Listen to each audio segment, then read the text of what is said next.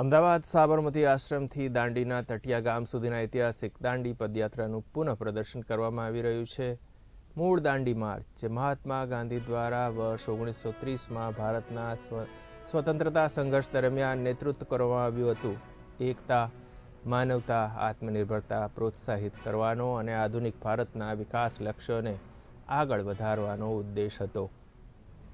આ યાત્રાનો હેતુ સ્વચ્છ ભારત, વિકસિત ભારત, મહિલા સશક્તિકરણ, રાષ્ટ્રીય એકતા, નશામુક્ત ભારત અને ફિટ ભારતનો છે.